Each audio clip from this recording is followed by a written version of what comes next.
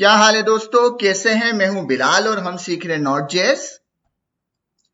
अब तक हमने अपने सर्वर को इनिशियलाइज किया है और आज की वीडियो में बनाएंगे हम अपना स्केमा। तो स्केमा बनाने के लिए मैं आ जाता हूं अपने रूट फोल्डर के ऊपर और यहाँ पे बनाते हैं एक फोल्डर मॉडल के नाम से। इस फोल्डर के अंदर हम अपने तमाम स्केमास को डिफाइन करेंगे। अब इस फोल्डर के अंदर बनाते हैं एक फाइल, मैं कहता हूं यूजर schema.js, ठीक है ना।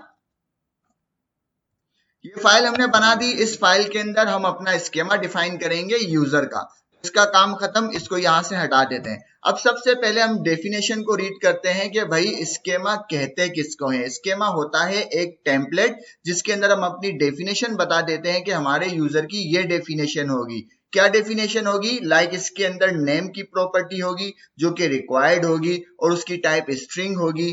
पासवर्ड की है ना, इसके अंदर एक प्रॉपर्टी होगी जो कि रिक्वायर्ड होगी, स्ट्रिंग होगी। इसी तरह जितनी भी प्रॉपर्टी हम उसमें बताना चाहेंगे बता सकते हैं। तो हम बनाते हैं यहाँ पर अपना यूजर का स्केमा। स्केमा बनाने के लिए सबसे पहले मुझे यहाँ पे रिक्वायर करना होगा mongoose को। तो मैं कहता हूं const mongoose required mongoose, इसको रिक्वायर कर दिया। अब हम चलते हैं mongoose की डॉक्यूमेंटेशन में और देखते हैं कि किस तरह से स्केमा बनाया जाता है। तो मैं आता हूं यहाँ पे गूगल पे, लिखता हूं mongoose डॉक्यूमेंटेशन। फर्स्ट लिंक के ऊपर आ जाते हैं। फर्स्ट लिंक के बाद यहाँ पे देखेंगे स्केमा लिखा हुआ है, यहाँ पर आ जाते हैं और जरा सा स्क्रॉल डाउन करें तो यहाँ पे इन्होंने हमें बताया कि किस तरह से कर mongoose से स्केमा बनाया जाता है। तो इसको जरा सा समझते हैं। मैं इसको जरा सा जूम कर देता हूँ। देखो पहली लाइन में इन्होंने सबसे पहले इंपोर्ट किया है mongoose को, हमने रिक्वायर कर दिया, बात एक ही है। उसके बाद इन्होंने mongoose में से स्केमा की एक क्लास को रिक्वायर किया है, वो भी हम कर देंगे। फिर उस क्लास के जरिए इन्होंने अपना स्केमा डिफाइन कर दिया। तो हम यही काम करते हैं। हम आते हैं अपने कोड के ऊपर, यहाँ पे mongoose को हम रिक्वायर कर चुके हैं। हम बनाते हैं एक वेरिएबल const यूजर के नाम से और इससे हम कहेंगे न्यू। और अब हम क्लास को रिक्वायर करेंगे स्केमा की, कहां से? mongoose से। तो मैं कहता हूं mongoose डॉट स्केमा और इसको कॉल करेंगे। कॉल करने के बाद इसको हम यहाँ पे एक ऑब्जेक्ट पास करेंगे और उस ऑब्जेक्ट के अंदर हम बताएंगे अपने यूजर की डेफिनेशन। मैं कहता हूं कि भाई मेरे यूजर के अंदर एक प्रॉपर्टी होनी चाहिए नेम की। तो मैं कहता हूं नेम और नेम के बाद मैं यहाँ पे एक ऑब्जेक्ट लिखूंगा। ऑब्जेक्ट के अंदर मैं बताऊंगा इसकी टाइप, कि भाई इसकी टाइप जो है स्ट्रिंग होगी, इसकी टाइप स्ट्रिंग होगी और इसके साथ ये फील्ड जो है रिक्वायर्ड होगी। यहाँ पे रिक्वायर्ड आएगा, ठीक है, डी रिक्वायर्ड आएगा, रिक्वायर्ड होगी, रिक्वायर्ड ट्रू कर देंगे। यहाँ पे हमने एक प्रॉपर्टी डिफाइन कर दी नेम की, कि भाई हमारे यूजर के स्केमा में एक नेम की प्रॉपर्टी होगी जो कि रिक्वायर्ड फील्ड है और उसकी टाइप होगी स्ट्रिंग, कॉमा। अब इसको हम करते हैं कॉपी, क्योंकि मेहनत एक बार हमने कर ली, उसे अब हम कॉपी पेस्ट करेंगे। मैंने इसे कॉपी कर लिया, फिर करूंगा पेस्ट। पेस्ट करने के बाद मैंने कहा भाई नेम के बाद ईमेल होगी, सेम प्रॉपर्टी है, रिक्वायर्ड फील्ड है और स्ट्रिंग है। उसके बाद एक प्रॉपर्टी होगी पासवर्ड की, तो मैं यहाँ पे पासवर्ड कर देता हूँ नेम की जगह, पासवर्ड, बाकी सब चीजें सेम रहेगी। उसके बाद यहाँ पे मैं दोबारा इसको पेस्ट करता हूँ कि भाई नेम की जगह एज होगी, एज की जो टाइप है वो है नंबर, ठीक है, मैं इसको नंबर कर देता हूं, नंबर। और उसके बाद दोबारा से इसको पेस्ट करते हैं। देखो कितना आसान है, वन टाइम मेहनत कर ली, एक प्रॉपर्टी बना दी, फिर कॉपी पेस्ट है। इमेज के बाद मैंने कहा भाई इमेज आएगी इसकी, तो इमेज के अंदर मैंने यहाँ पे सेम चीजें रख दी कि भाई इमेज भी ऐसे ही है।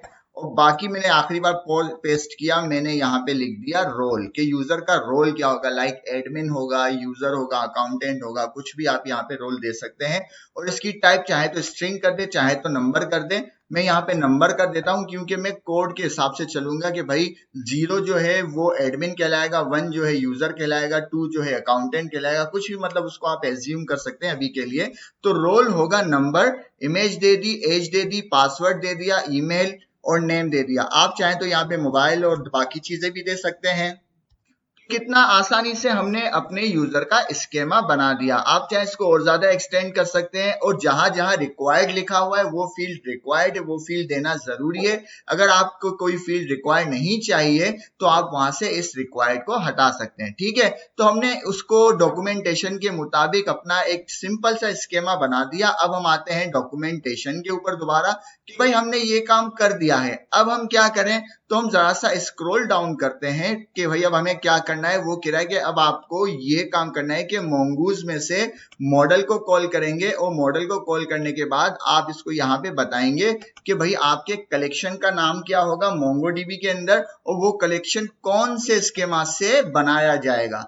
तो हम इसको यही बता देते हैं कि भाई हम आते हैं यहाँ पर सबसे लास्ट के अंदर और यहाँ पे हम कहते हैं कि भाई mongoose डॉट मॉडल, ठीक है। इसको कॉल करते हैं और उसका पहला पैरामीटर होगा, मैं कहता हूं यूजर्स, आखिर में एस लगा देना कि भाई मोंगोडीबी के अंदर जो हमारे कलेक्शन का नाम होगा वो होगा यूजर्स, और ये यूजर्स किससे बनेगा, ये यूजर इस यूजर से बनेगा जो कि हमारा स्कीमा है। तो मैं यहाँ पे दे दूंगा यूजर और इसको कर देते हैं एक्सपोर्ट, ठीक है। इसको कर देते हैं एक्सपोर्ट। तो एक्सपोर्ट करने के लिए मैं कहूंगा मॉड्यूल डॉट एक्सपोर्ट, ठीक है। सेव कर देते हैं। दोबारा इसको मैं बता देता हूं, यहाँ पे मैंने mongoose से कर मॉडल को कॉल किया एज पर डॉक्यूमेंटेशन।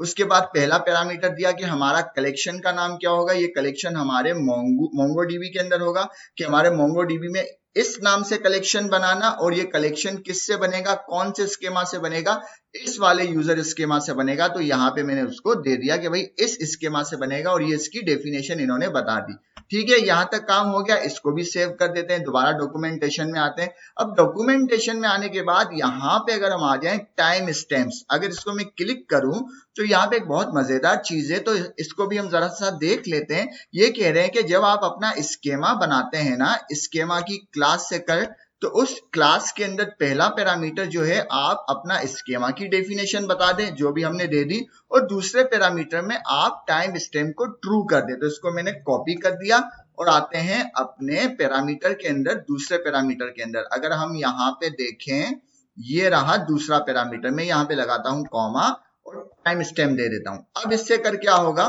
इससे कर ये होगा कि जब भी हमारा यूजर क्रिएट होगा तो ये टाइम स्टैम्प क्या करेगा, हमें एक डेटा, एडिशनल डेटा देगा कि भाई ये यूजर जो है इस डेट को इस वक्त में बना है, और इसके साथ एक और फील्ड देगा कि ये यूजर इस वक्त में अपडेट हुआ है। ये फ्री की चीज है, इन्होंने हमें गिफ्ट की है तो हम ले लेते हैं। फ्री है क्योंकि आपकी मर्जी है इसको यहाँ पे रखें या ना रखें, आपकी बिल्कुल मर्जी है। चाहे तो आप इसको यहाँ से डिलीट कर दे, हटा दे, कोई जरूरी नहीं है। अगर आप इसको रखते हैं तो एक एडिशनल डेटा फ्री का आपको मिल जाएगा।